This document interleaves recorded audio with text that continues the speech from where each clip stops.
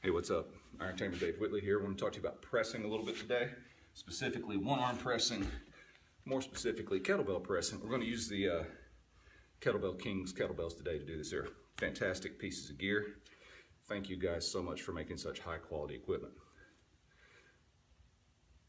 For years, I've been talking about something called a press continuum. And the two ends of that continuum are the strict press, which many people are familiar with.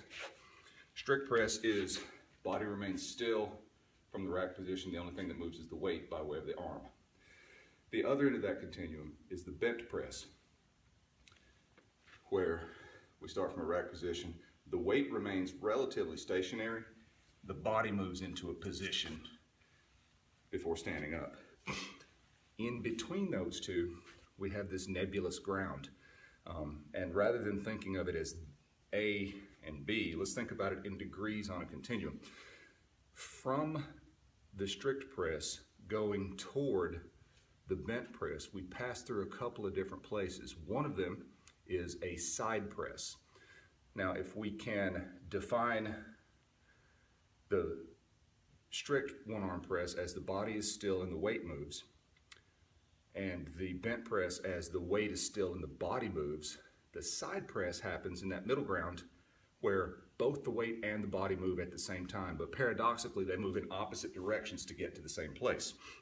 So what that will look like is as the weight goes up, I lean away from it, and eventually the arm is straight and we stand up from there.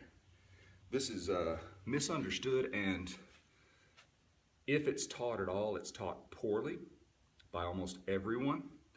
So I think that it is something that warrants a little bit of study. Then the other close cousin that happens there is what Bud Jeffries was the first person I heard to use this term, calls the natural press. And the natural press allows for a little bit looser style. It allows for a little bit of leg drive. It allows for a little bit of hip kick. Essentially what my interpretation of the natural press means is that your body moves in the way that your body is strongest in order to get the weight overhead. I believe that a natural press that I do will not look the same as a natural press that someone else who has different limb lengths, torso length, all of that stuff does. Again, I got that that name and sort of that concept from Bud Jeffries, and you could potentially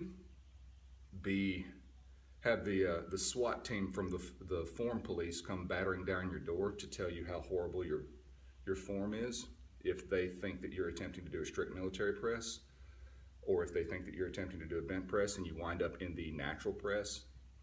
Or even if they think you're doing a side press, they're going to tell you no. But the thing about the form police is most of them aren't strong, and they know very well a few things, and they see something that doesn't fit into their paradigm of what those few things are and what they should be.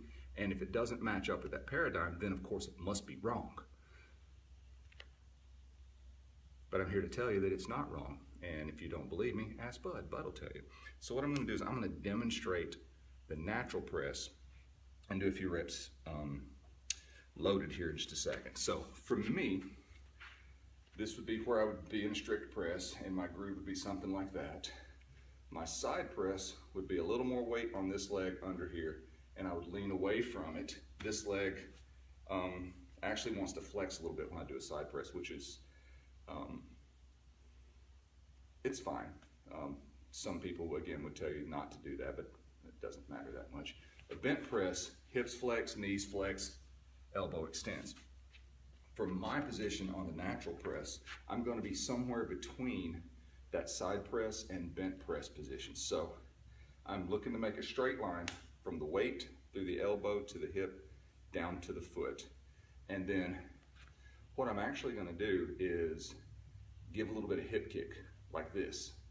That gets the weight started moving. As it moves up, my body moves away from it just like a side press, and I allow my legs to bend a little bit just like a bent press, and eventually it'll lock out somewhere like this.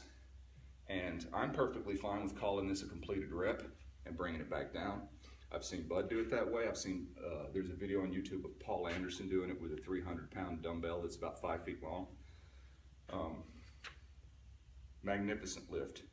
Don't go heavy on it at first because it is probably a position that you aren't accustomed to in the shoulder.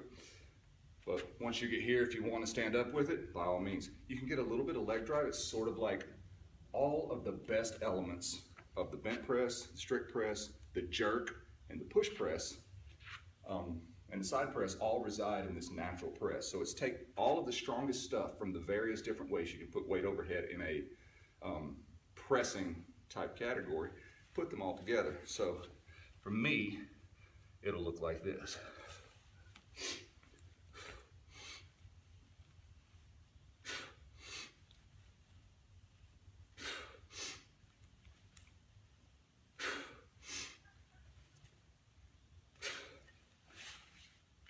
What it allows you to do is to move a substantial amount of weight, more than you can strict press. And if your technique is off on the bent press, and you're not able to get into those positions and load them effectively yet because you haven't worked on it long enough, this allows you to put a lot of weight overhead and build confidence and build strength in that range of motion. So again, we call it natural press. Thanks again for the outstanding equipment, everyone at Kettlebell Kings, and let me know if you have questions. Find me on Facebook, Iron Tamer Dave Whitley, Instagram, Iron Tamer, Twitter, Iron Tamer. Let me know if I can help you.